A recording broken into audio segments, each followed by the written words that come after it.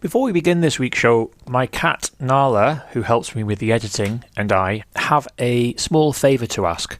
Would you be able to share your favourite episode of Lively Minds so far on social media? Probably the easiest way to do this is via our website, anyamedia.net/livelyminds. That's Anya, A-N-Y-A, media.net/livelyminds. Go to your favourite episode and then you've got the share links at the bottom of the page. Or if you'd prefer a more lo-fi approach, maybe you could just tell a couple of friends about our show. It really helps to spread the word. Hello, my name is Ellie. And my name is Will. Lively Minds is a UK-based podcast about mental health challenges that go beyond the ebb and flow of the everyday.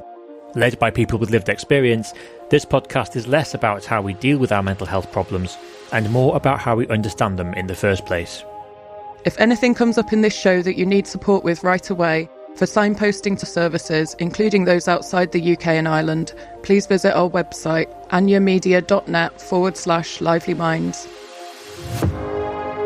In today's episode, we will be talking to Panama-based psychologist Karen Lowinger. I came across Karen when I stumbled across an article she wrote called "When You Are Too Functional to Have Your Mental Illness Taken Seriously." Karen begins by telling us about her efforts to raise awareness about high-functioning mental health problems. Then our conversation moves onto the question of whether or not labelling a mental health problem is helpful for people who are high-functioning. Does it mean that they and those around them will be more likely to give the issue the attention it deserves? Before we go any further, in this episode we will be discussing aspects of mental distress, including suicidal thoughts and panic attacks. If anything comes up that you need help with right away, you can find signposting to support on our website, anyamedia.net/livelyminds. If you are listening to us from Panama, then help is available at Te Escucho Panama on 831-7600. We began by asking Karen how she would define mental ill health. I think that to define ill mental health, we need to first define mental health. And for that, we need to understand that somebody that has or enjoys a good mental health is somebody that is conscious of their own limitations and their own strengths, is a person that can deal with the normal stresses of life. And that is precisely the definition that the World Health Organization uses to define mental health. Also, including that the person can work productively and fruitfully and is able to make a contribution to his or her community. Okay, that is how the World Health Organization defines mental health. Something that I think is really interesting is that lack of functionality would definitely raise a flag in relation to the person's mental health.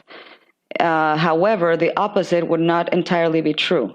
Somebody that is functional should not be taken as an indicator that everything is okay. When I was kind of trying to work out how I defined mental ill health for myself, the article that I found of yours in The Mighty really helped me to crystallize that.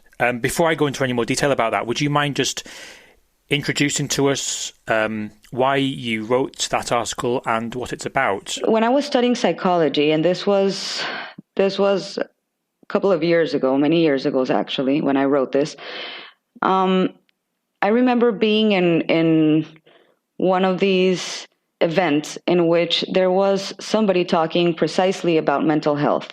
This was a psychiatrist. And he was explaining to all of us, he was teaching us about this type of therapy. So he started the introduction regarding mental health, and people started, he asked people, what is mental health? And people started answering, and between those answers, people started saying that a person who doesn't have a good mental health is somebody that is not functional. And that really got to me because I myself have had my own difficulties, and I have been very, very, very functional. I have been inside the mental health closet. I had actually, I am not anymore, but I had been inside the mental health closet at that point for so many years, and I was incredibly functional. But by then, I had one suicide attempt that nobody knew about. And by then, I was struggling every single day and surviving and trying to be where I had to be because the panic and the anxiety was so strong that I couldn't deal. I couldn't function. I could function outwards, but inside, I was just a robot. I just kept telling myself, just keep walking, keep walking. And so I started thinking, when this presenter talked about this, I started thinking, what about people like me? They would go completely undetected. And then when I started working with people in the clinic, I started seeing this more and more often. And suddenly it wasn't such a surprise when people started being amazed when somebody died by suicide and they just didn't know that the person was going through something difficult. They just had no idea. So because they were functional, because they were working, because they were going to school, because they were hanging out with their friends, because they were cooking or eating or doing whatever they needed to do. So it just made no sense to me. And that's why I started to write about this, not just that article, but in different platforms, trying to help people understand, not just the patients, not just the people that suffer themselves, but also the mental health professionals, that we need to open our eyes. I'd forgotten until you mentioned it in the World Health Organization definition that you mentioned, and it says that a marker of good mental health is, I can't remember how they phrased it, but providing a contribution to his or her community. A contribution to his or her community. Because then I was thinking, well, what's the definition of functioning then in this context? And that's it, isn't it? They've decided, the World Health Organization has decided that functioning is contributing to your community. But that is quite a philosophical judgment on what one's purpose is in the world. I'm sure there are lots of people who would consider themselves to experience very good mental health, but who don't particularly contribute to the communities around them. And then is that suggesting to people who currently consider themselves to have poor mental health that they can only have good mental health once they're providing a service again to the community around them? I think one of the most important things we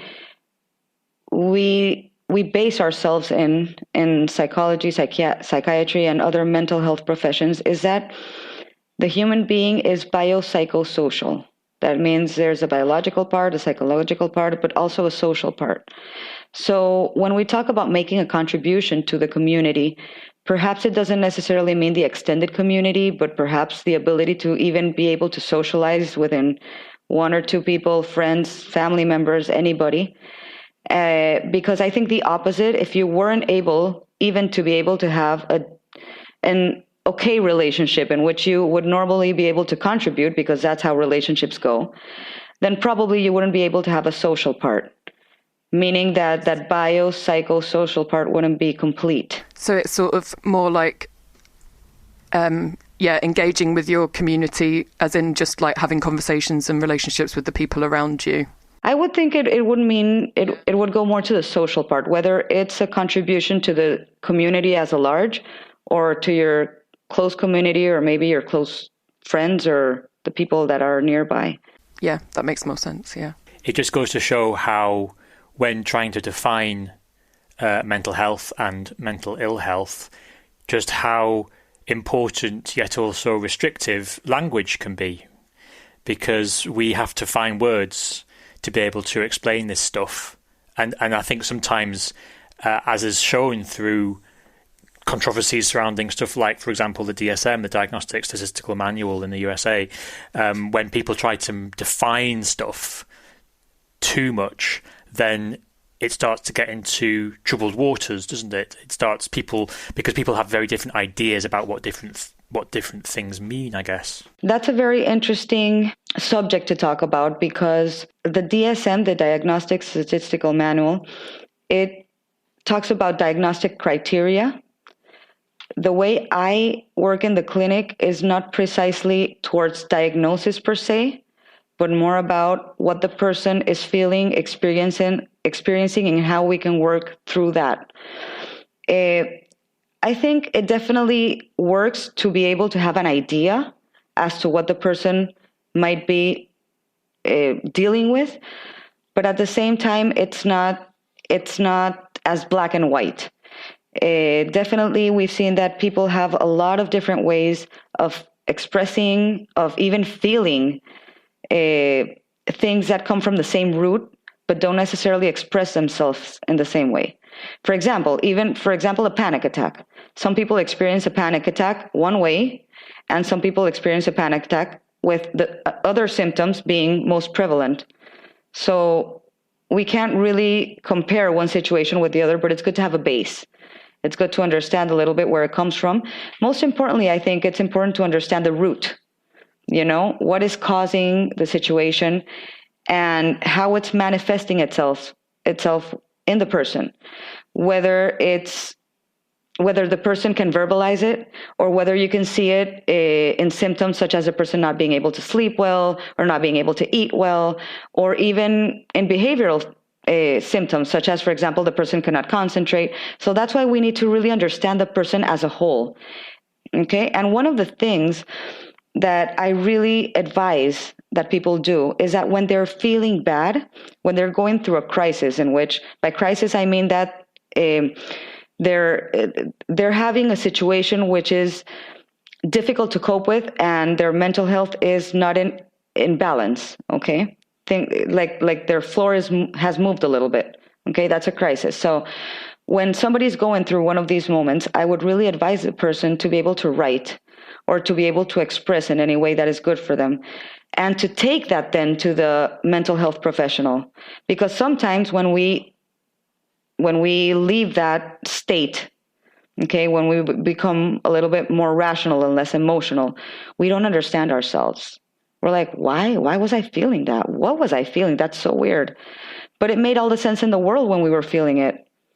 So it's a good idea to try to record it in any way, whether, again, it's writing, whether it's talking to a recorder, whether it's identifying songs that you identify with, or writings, or anything, to be able to express it in that moment. That's probably particularly good advice to people who are kind of high functioning and struggling with their mental health, because I know that as a tendency, we tend to, especially once you're not in that particular state, because the drive that is to just keep going and function as highly as possible and keep things going, you're more likely to you're even more unlikely to not really understand what was going on then, and also think, oh well, it doesn't matter, it's done, it's dealt with, I'll just move on. So it's probably even more helpful for those people. Exactly. And I don't know if you have experienced this, I'm sure you have, that sometimes you actually question yourself. Yeah. You start wondering what happened? What's going on? Am I actually trying to prove something? And am I trying to call for somebody's attention, or mine, or what's going on? It confuses us because there's such a big space between those moments and our functional moments. It's like two different people. If you're enjoying the show, please consider supporting the next series of the Lively Minds podcast. We are recording the next season right now, but we can't finish it without your help. To make a donation, no matter how small, head over to buymeacoffee.com/livelyminds. That's buymeacoffee.com/livelyminds. Now, back to the show. I heard about this thing called high-functioning mental health problems, or high-functioning mental illness, only a few hours before I read your article. I was out in the pub with a friend, and we were talking about mental health stuff. I was saying something, and she responded, "Oh, you mean like high-functioning mental illness?" And I was like, What's that?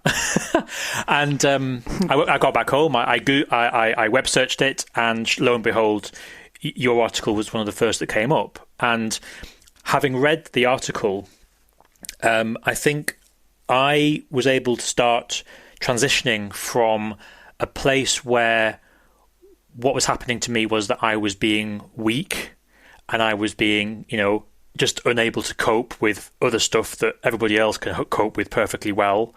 I went from a place of feeling that because I was functioning okay, I was fine really, to actually going, hang on a second, no, I do have a problem. This is something which I should call out, something that I should recognise, and something that's actually probably far more serious than I'm giving it credit for want of a better word.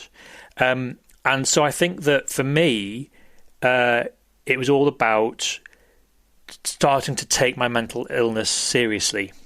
And I do call it my mental illness. I know that there's some really interesting conversations to have around language and about how we describe mental illness or mental wellness. But I think that actually calling it that meant that it kind of, it sort of made me think that I should really start doing something about it. I mean, I had been doing bits and pieces up until that point, but I think that attitudinally, I think I changed my attitude quite fundamentally changed from that point onwards, and that's why I think it was so helpful. I want to just read an extract from the article actually, because I think this really spoke to me. You say, acting fine is a cognitive process. You can probably mention right now how an emotionally stable or, open quotes, mentally sane, close quotes, person is supposed to act. It really is simple. A generally accepted lifestyle is one where a person wakes up every day, looks presentable, takes care of stuff that needs to be taken care of, eats, and goes to sleep. This can sometimes be done regardless of how you feel inside. To say it's difficult is an understatement, but it's not impossible. And I think for me that really kind of sums up, I think, what my experience has been in terms of how my daily routine and how my behaviours actually interconnect with what's going on inside, as it were. I think what you bring is something that I think a lot of people have expressed in the clinic when they have been sitting in front of me, patients. And one of the things that comes out that it's very notable is how a lot of people express what we call an imposter syndrome. Okay, when the way you feel inside and what happens when you're at home or at nighttime or when you have a couple of minutes with yourself is completely different with the person that you present yourself outside. And what you describe, Will, I think is very much in tune with that. Because when you are outside and you are doing what needs to be taken care of and you're doing all these cognitive processes, you're okay. You know, that's how people see you. But in reality, there's a lot of things that are down the surface, that are below the surface. And people are not seeing it. And I think that's one of the biggest issues with mental health illnesses or mental disorders, that they're invisible. They're mostly invisible to other people. And so it's really difficult to have a scale to measure, you know, what's going on. Is it me being weak? Is it me just being, not being perseverant enough or strong enough or focused enough, or maybe I'm just whining too much or not thankful enough. All of these questions constantly come to our mind. And then we don't understand how is it possible that we're actually out there and people praise us and people say, hey, you know, you're doing a good job, or hey, you know, you're doing what you need to do. But then on the inside, it's something completely different. One of the most impactful situations that I've had in my office is seeing people that are CEOs of companies or that are very successful in their businesses, and they come in their dresses and their makeup or in their suits and ties, and, you know, they're very successful people, but they sit down and they break down. And they say, I don't know what I'm doing. You know, I'm scared of every choice I have to make. And that's not how people see them at all. So it's a good thing that they're there, obviously, but the struggle is real. You know, the struggle of not knowing if you have to take yourself seriously, and then when a professional doesn't take you seriously, when you're actually able to raise your voice, that's so difficult. So it's a good thing to be able to advocate for oneself. The instance you gave is that conference you were at where you were irritated by that idea about functioning and things. I just wondered, when you're talking to other mental health practitioners, either in practice or other academics, what's their kind of reception been of you talking about this sort of high-functioning mental illness? I wouldn't say that I am in touch with all of the psychological population in Panama, but the few mental health professionals that I am close with, I think they actually do agree.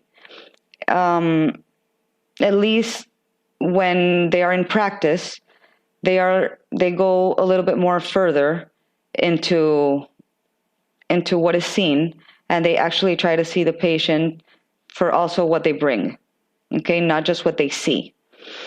That also has a lot to do with the kind of therapy that I practice and the kind of people that I frequent, in which we actually aim to go deep. We try to go deep. Other than that, I do believe that one of the biggest faults that some mental health professionals have is not seeing the person that they have in front of them as actually a person.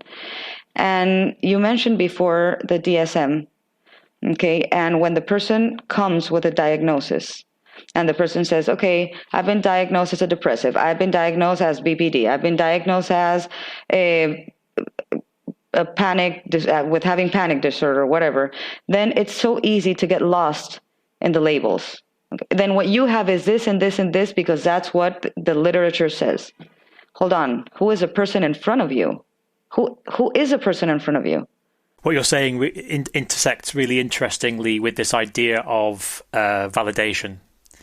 This sort of idea that we, on one level, some of us need to call our mental health problem something in order to feel validated, in order to feel like we should get the help that we need. And that's, super important. On the other hand, and somewhat paradoxically, I think, there are then others who validation is almost the opposite. It's actually trying to get rid of labels that they have been given by somebody else. And I think those two things are really interesting, how they seem on one level quite opposite, but on another level, they're both about people who want to be able to understand themselves better. I also say that we people, not just the mental care system or the government or, us people, we tend to take more seriously when somebody comes to us and tells us they have a diagnosis. In difference as to when they come and tell us that they have or they're feeling something. For instance, if a friend comes and say, I haven't been feeling well, I've been feeling hopeless, I feel sad, I feel I don't have any energy. They're describing depression. They're not saying they're depressed or they have a diagnosis, but they describe it, and we don't take it as seriously as when our friend comes and say, I went to the psychiatrist or the psychologist and they told me I have depression. It makes an impact in ourselves too.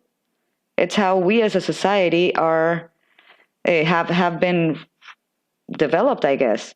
I think there's a real human need to categorize.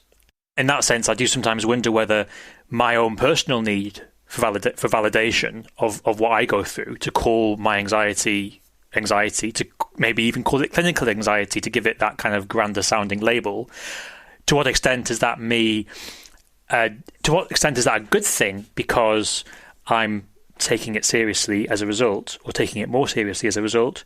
And to what extent am I just trying to fit into this idea of having to categorize, that kind of human need almost to categorize things? I think that also humans, we have the need to be able to identify or name something in order to be able to make sense of it or accept it, because things that are unknown for us or things that scare us or things that we don't understand, they have the potential to scare us a lot more.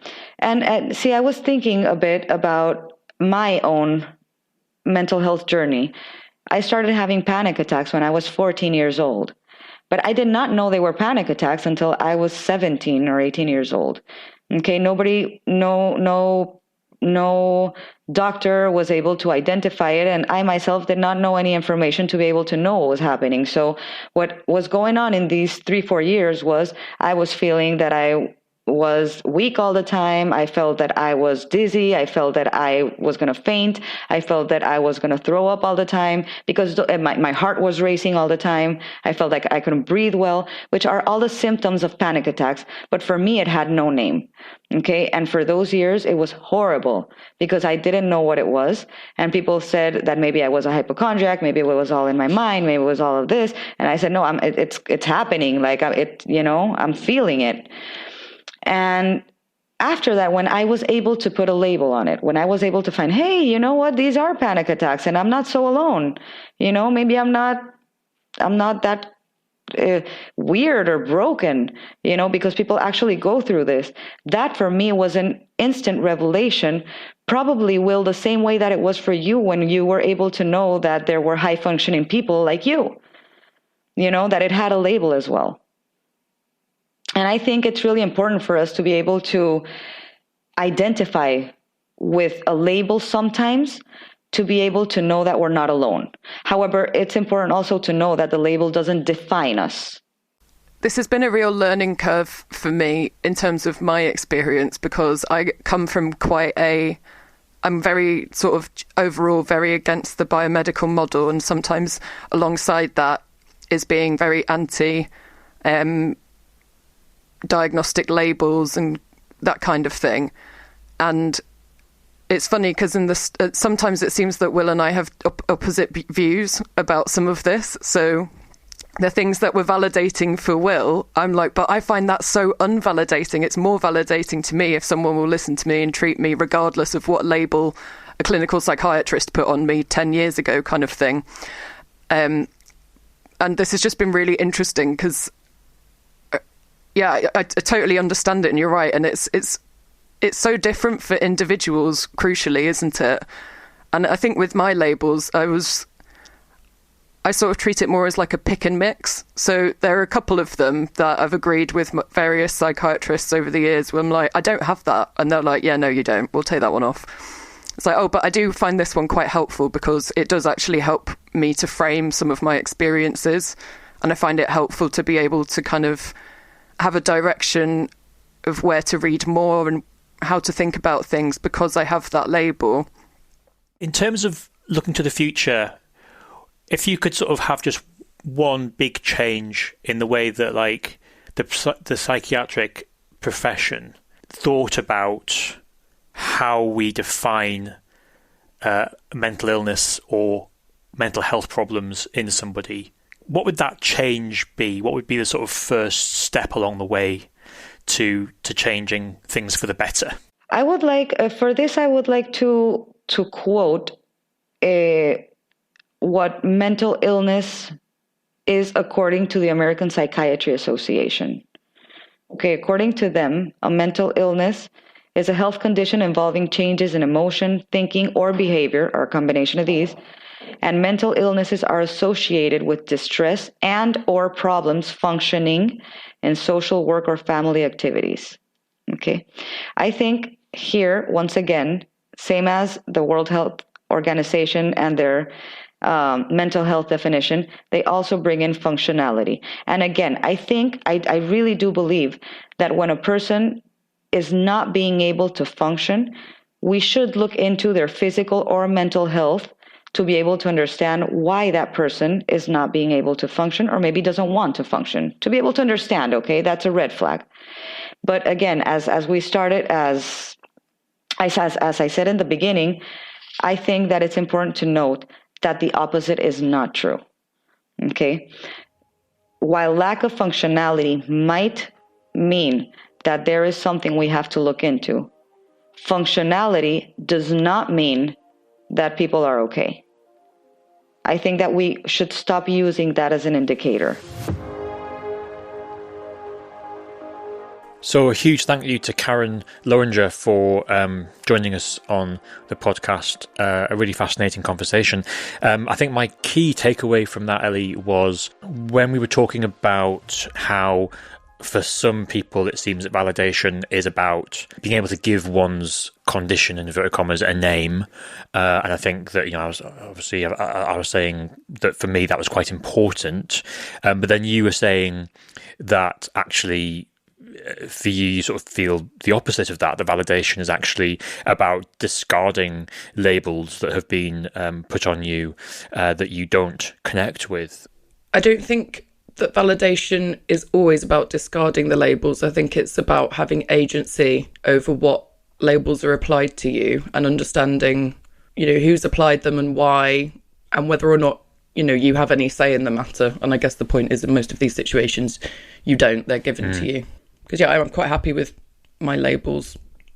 Yeah. Even though I do hold that view that labels are not the be-all and end-all. And I guess where this kind of connects in with the overarching topic of the podcast, i.e. high-functioning mental health problems, is that one could say that potentially it's in people who have so-called high-functioning mental disorders where they're less likely to be labelled by other professions precisely because they are high functioning. They're not giving any outward signs of any kind of problem, which I guess might explain why, as somebody myself who considers myself to have a high functioning mental health problem, kind of quite likes the labels. But what I think really important and links into what you just said is that because the medical profession hasn't really ever labelled me, I'm actually I from the very outset, I've got control over those labels that I'm giving myself. And so in that sense, I've been in quite I've got a position of privilege there in being able to have that agency from the very outset.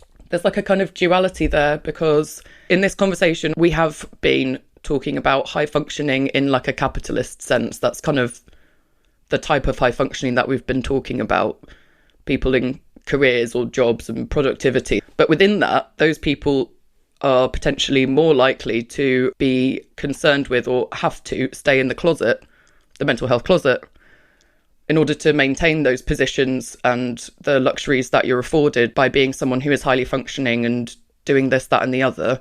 You're therefore more likely to be in scenarios, including your workplace, where there's very little understanding of more complex mental health experiences. And so you're more likely to have to sort of shuffle your diagnostic labels like under the rug. I also definitely am high functioning with mental health difficulties and things, and it really resonated what Karen said about having like been in periods of crisis that then like no one around me knows about, and I go back into robot mode and carry on as though I've just had the most normal Monday evening and not sort of ended up in a complete crisis meltdown point. Because the flip side is also that with those certain labels comes a lot of stigma, misunderstanding about what certain conditions are.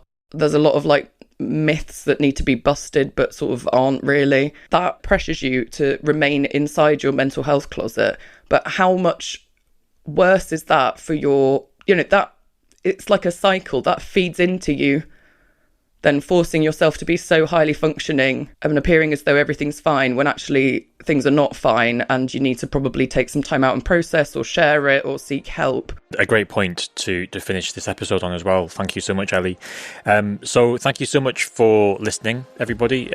We hope to see you next time. And also, Ellie, just a reminder to our listeners that if they want to support this podcast and help raise money for the next season, for season 2 of this podcast, that they should check out buymeacoffee.com/livelyminds. In next week's show, Professor William Tov will talk to us about the definition of happiness.